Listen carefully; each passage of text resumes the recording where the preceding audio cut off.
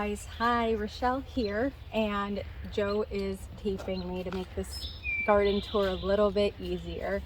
I'm gonna show you the progress on how our gardens are doing. There's been a lot of changes and a lot of growth, so let's go check them out. This is catnip that came back from last year. It just kind of self-seeded, and there's actually a honeybee underneath the catnip right here. He's kind of hanging out under the leaf, which is kind of cool. I've never seen them do that, but that kind of just popped up on its own in the rock, so I let that go. And then there's more catnip and praying mantis nests that we found this spring. All right, so this is kind of like the wildflower area that we kind of got going on, but besides regular wildflowers, these are Job's tears. They're like I think a grain, and you can save these like little pods. They're like beads, and you can make jewelry out of them or use them in crafts. And then we got chamomile and marigolds. Gazania, I think, is this flower right here. That's a zinnia. It's really pretty. I think that's a candy stripe zinnia. And then we have Navajo Sunset Agastache, I think is how you pronounce it. These are succotash beans, I think on both sides here. And they're just gonna go right up the cattle panel trellis. Yep, so those will probably dry and save. So in here are actually golden beets, and they are taking forever this year to really get going. I'm not quite sure why, but they are really starting to finally take off. So hopefully sooner than later we'll be able to harvest the golden beets. That's another part of the wildflower area, but that pretty much what got taken over by bee balm, the Monarda bee balm, and black-eyed Susans. These are Kooka Melons. There's a couple over here you can probably see, like this one right here. It's a little Kooka Melon. They're like a little lemony cucumber. These are Good Mother Stallard beans. These again we're probably going to like dehydrate and dry. So I think you can eat them fresh, but I'm going to be letting them dry. So this has a, I think, 40% shade cloth over it because we have carrots. We have Chantilly red core carrots in here. These are Ruby Queen red beets. They're taking a while as well, even with the shade cloth. But hopefully, just like with the golden beets, we should be able to harvest them soon. I do think that the shade cloth helped this year, and actually I had it coming down this side until recently to block out the afternoon sun that treks across this way, but recently I decided to lift it up and kind of see if it would help a little bit. So this is part of like the wood chip area, so we're actually growing in ground here. These aren't raised beds, but over here these are in soil. We got elephant garlic, some regular garlic, and a few tomatoes that I needed to find a home, but I didn't want them to become compost, so I just stuck them in there, and they're doing fabulously. And we even got some King of the North peppers over here that already have some massive green peppers growing.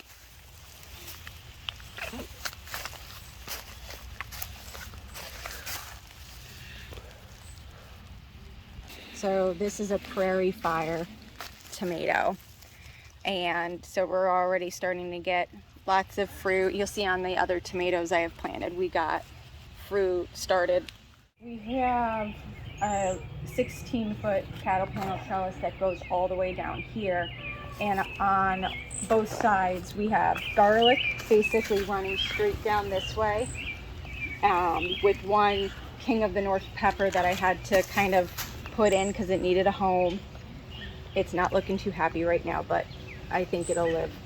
And then on the other side, I have, I think, 9 Bonnie Best tomatoes, and they're doing fabulously as well.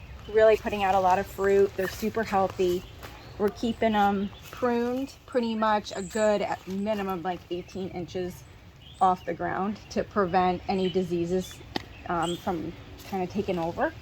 And they're doing really well along this Jalapeno. And we got Borage in there too. So down here, it's actually kind of a mix.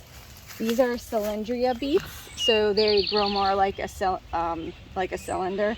And then I got some cucumbers in here.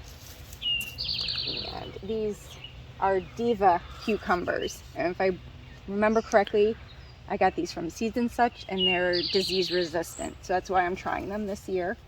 So we got a couple cucumbers started along in with the beets, and lots of peas. And just like the beets, the peas took forever this year to really get going. They're doing super well, which I'm surprised because it's been quite hot. But they're doing well now, and we're getting, you know, a good amount of peas every other day. So we got more peas here. And then on the opposite side, I have, these are the Diva Cucumbers as well. So I was hoping that the peas would actually be done before the cucumbers really got started, but they're still doing pretty well. I mean, we had French breakfast radishes planted here before I put the cucumbers in, and so they're just kind of hanging out here as well and giving us little seed pods that we roast and put into meals. We have Colorado mix yarrow that I started from seed last year. Really pretty, lots of pollinators come to that. Not fussy at all, will pretty much grow in dry, poor soil. So it's really pretty. This is more bee balm that came back, and it's actually, I just noticed, starting to flower. So if you want to take a look at that, it didn't flower last year because I started it from seed last year. So these are the first flowers that we are getting on our bee balm. So they're really pretty. There is lupine in here. It's done flowering for this year, it looks like, but it is in there. And there's hyssop down there as well. It's just harder to see. And then over here, this is cilantro that's bolted. So I've already harvested it, but I let it bolt and flower. Now at this point though, you wouldn't want to eat the cilantro because it's not going to taste very well at this point. It's going to be probably a little bitter. But I leave it because it brings in pollinators, and I think it brings in predatory wasps that will eat pests. So it looks pretty and it serves a function, so I just let it be. And I have it actually along with calendula right here. I have my tomato plants kind of sandwiched in between a couple different like varieties. I think I have purple Cherokee, Paul Robeson in there. So a couple different types of tomatoes. And the calendula, which is doing very well, and a rogue pepper plant that needed a home. Now over here, these are my tomatillos. I have Amarilla and Verde tomatillos, setting lots of fruit. There's lots of flowers, lots of bumblebees and honeybees are just loving up on it. So we're gonna have lots of salsa verde this year. And straight below, I have more cilantro. So I just kind of threw seed down. And then I have some basil and some borage, so more cilantro, all those flowers, those white flowers. And at the end of the bed are onions. So I really packed things in this year, kind of trying some different things. And to be honest, it seems like everything's really growing well, even in a condensed space. We have Weathersfield red onions growing in here, and they seem pretty happy. Now on the other side here of this trellis, we have asparagus. And we put the crowns in last year, and they were 2-year-old crowns. And we're letting them basically fern out again this year to help build stronger plants. And then we're hoping next year, the 4th year, is when we're hoping to start harvesting asparagus to eat. And we just have more cilantro that basically seeded itself here. And it's, you know, really kind of pretty. It fills in the space. I pretty much let cilantro grow wherever it wants in our garden. And I got 2 rogue tomato plants that needed a home. I think they're both Paul Robesons, and I just couldn't bear to put them in the compost. All right, so this in the middle of our wood chips is a raised bed. This was a previous raised bed, and we just kept it and put wood chips around it. So we got garlic, basil. I have some yellow beans growing here. And then I have dragon tongue beans on the other side. A couple, I think these are the New Yorker tomato, Paul Robeson tomato, and Mortgage Lifter tomato that I have growing in here. Again, they're setting lots of fruit. So far, we've been doing really well with the tomatoes this year. And I got some basil, lemon basil actually, planted in there, just in a little space. So in here, I have some German chamomile that I planted last year and it came back. And I have some really pretty calendula coming up in here. It's a nice, pretty, like dark red and yellow when they're in full bloom. And I have some large leaf basil, some pink Fang tomatoes. These are supposed to be really good for canning, I read, just like an Amish paste. So I'm giving them a try this year. And at the end of this raised bed, I have kohlrabi that, again, took forever, just like the beets. And so it's still here, still growing, but doing well. In between the kohlrabi, I do have some Calypso cucumbers here. I think, if I remember correctly, the Calypso cucumbers are going to be the ones I use for pickling, I think. And the Divas are going to be good for fresh eating. So they're climbing up this cattle panel trellis here. And these are Goldilocks beans and Provider beans. And if you come in close, you can kind of see we've already got some beans started here. So they're doing really well. And there's cilantro too. That's, you know, just all over. On the other side of the trellis, we have more Calypso cucumbers, and they're already setting fruit. This week they just started setting fruit, so that was pretty exciting. And we got some kale here.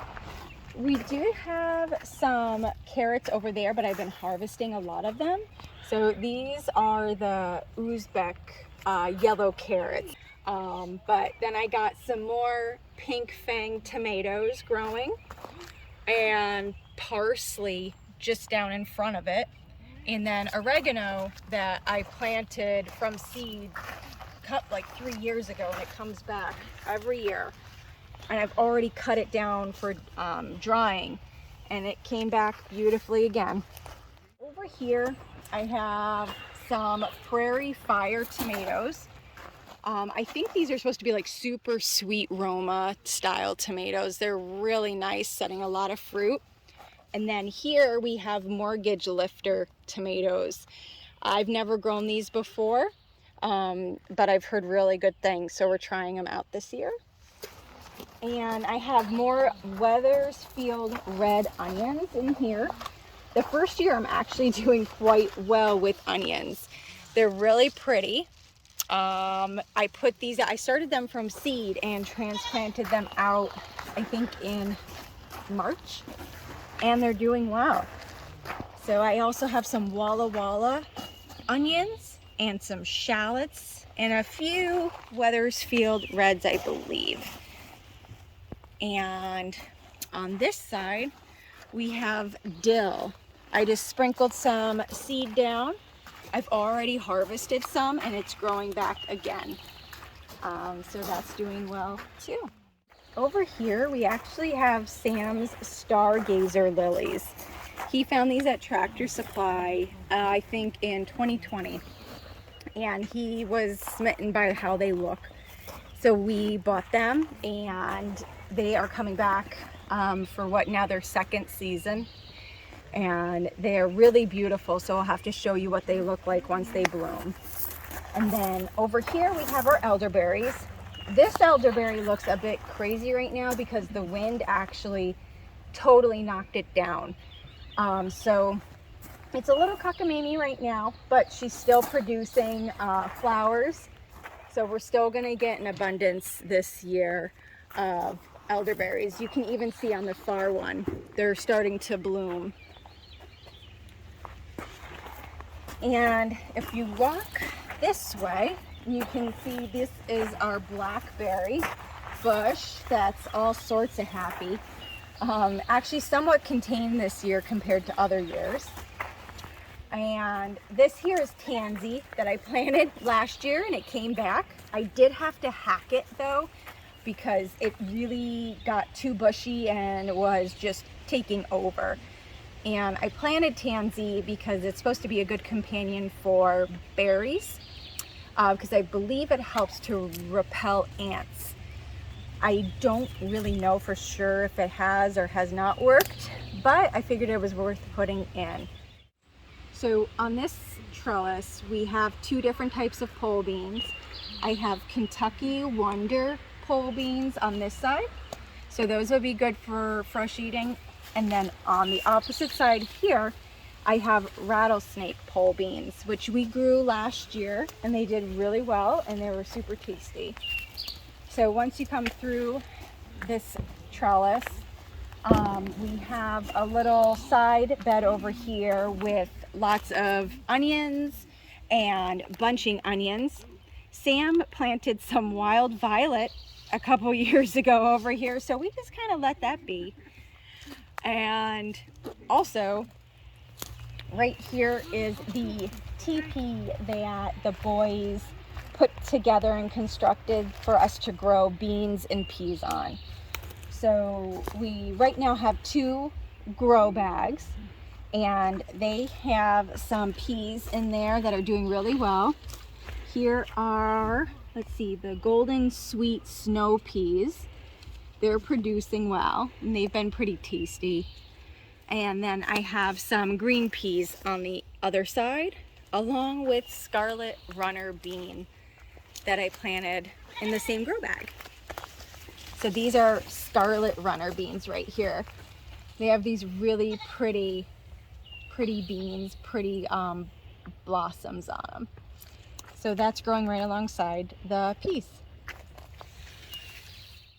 So this was a hugelkultur bed that we had previously constructed, me and the boys, for homeschool. And since then, we've actually just built up the wood chips to kind of engulf the whole bed. So in here we have pine berries, and pine berries are like a white strawberry, and they taste like a cross between a strawberry and a pineapple.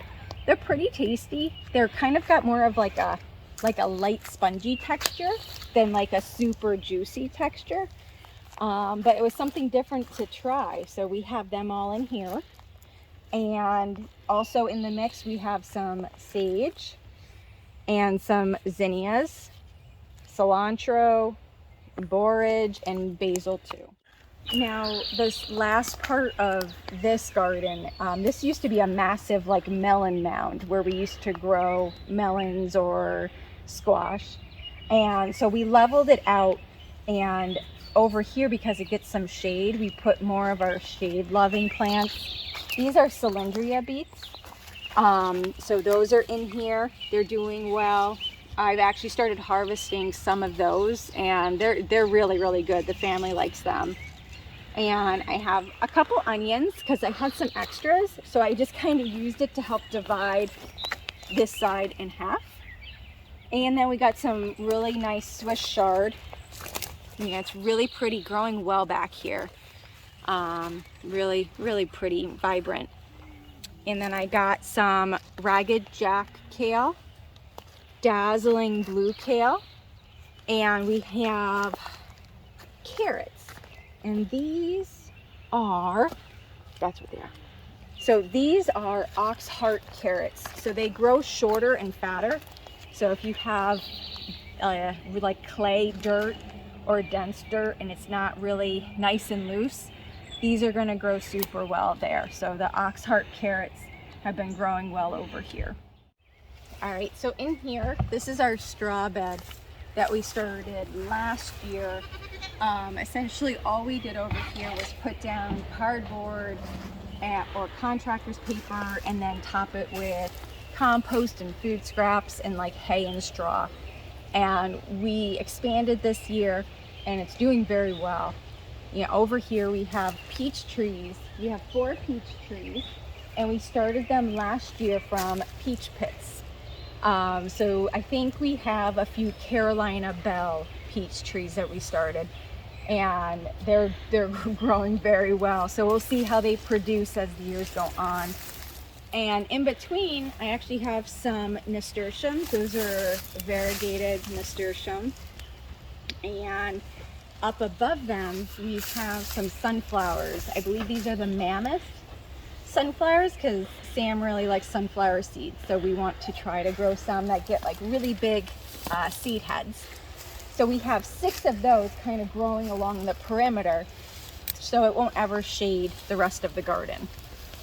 Now in front of there, these are some pumpkin plants. I have 3 pumpkin plants and they're really huge, very healthy.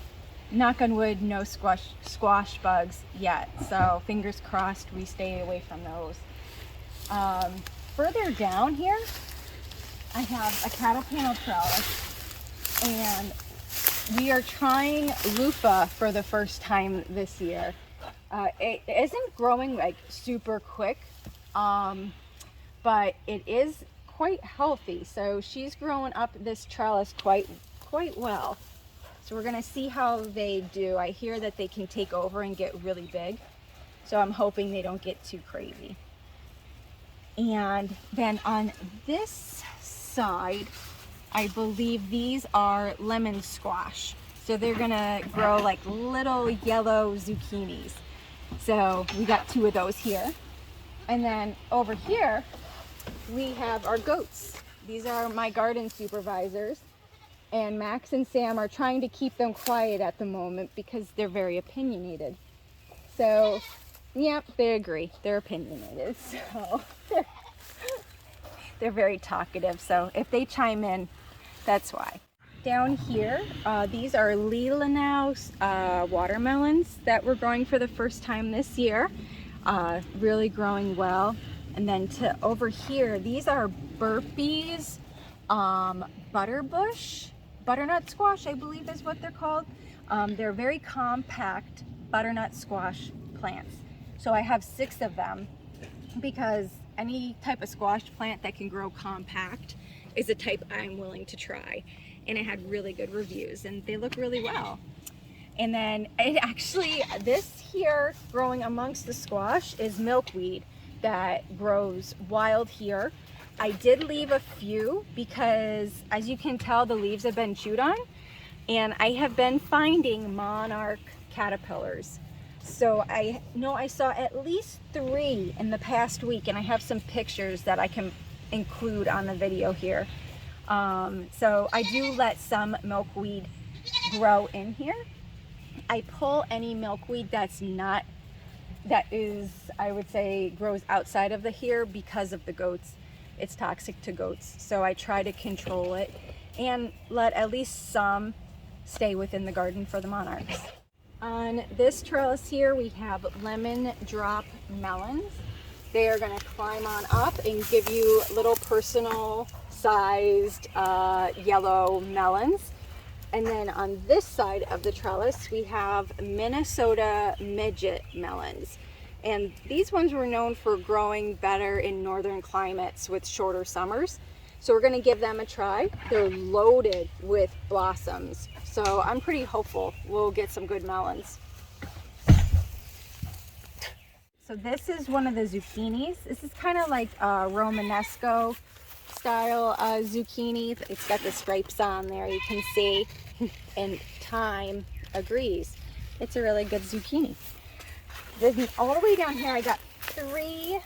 These are saffron summer squash, and they're producing really well. I actually have one that is almost ready to pick down here. Over here we have some more tomatillos. Whole row of tomatillos, and I'm trying to repurpose those tomato cages and help these tomatillos stay upright. But lots of fruit, lots of blossoms over here. And on this side, in this row, we have a whole bunch of different tomatoes between Paul Robeson. I think that one there is Early Doll. And I have Cherokee Purple in here. I think I have Ox Heart as well. Reisentraub Cherry. And of course, Cilantro that just decided to pop up on its own, so it gets to stay. In this row, I have quite a few, I think, King of the North bell peppers growing. Some of them are really green, and you'll see a lot of the other ones are kind of yellow or light green. And I think I was dealing with nutrient deficiency because this is a newer garden and I had just put in compost and kind of it's new soil. So I wonder if it didn't have enough nutrients. So I've been doing fish fertilizer and comfrey tea and CalMag to kind of help give it a boost. And I am starting to see more green in my bell peppers, my jalapenos. So we got lots of them. They actually are fruiting, which is fabulous. But then again, I started these in February, so I would hope they would be fruiting. But they are putting out some nice peppers.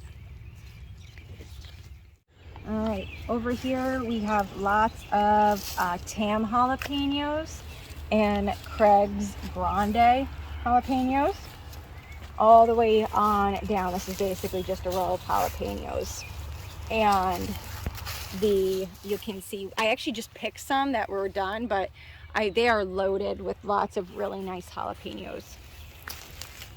Now, on this side, I have 3 Sugar Rush peach jalapeno plants. And I did them last year, and they really produced well, lots of high yields. And they're really, really nice. You can make a good hot sauce from them. So they're already fruiting. I'm gonna wait until those turn more of an orange or peach before I would harvest them though. And for the first time ever, I am growing sweet banana peppers. They are setting some really nice fruit, and I'm letting them hang out because I heard that they can turn kind of different colors. So I'm kind of let them just hang out and get more mature before I decide to harvest them.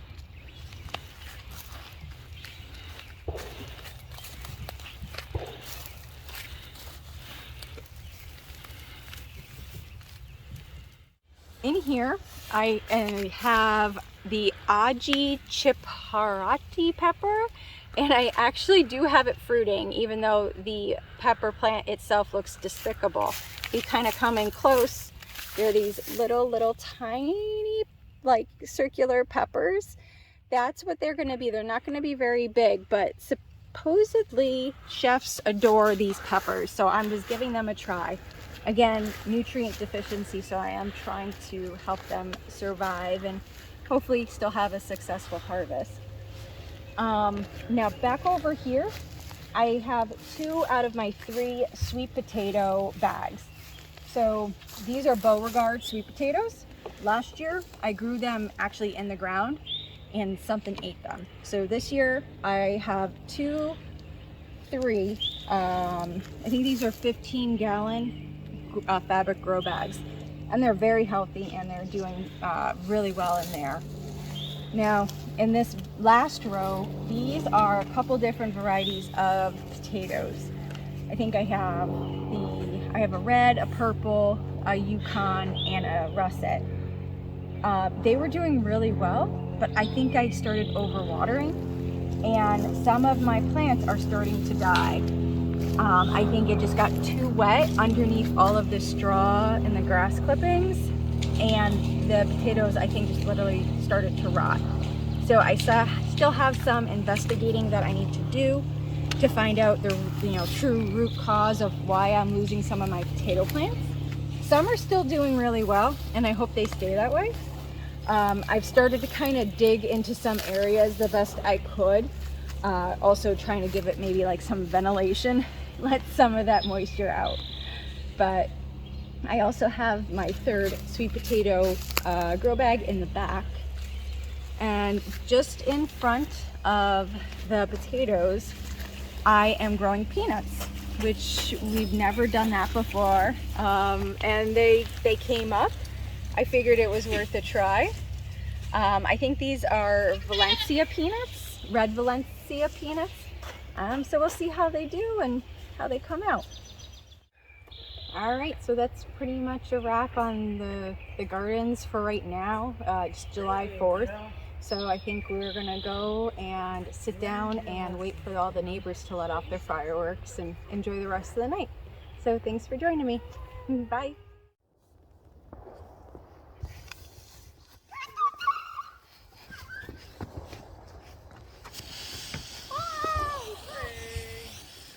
Hey, jalapeno and a stick. Woo! Thank you, Uncle Nicky and Aunt Karina. Hey, she has. Ah! Jesus, what the hell was that? On a stick.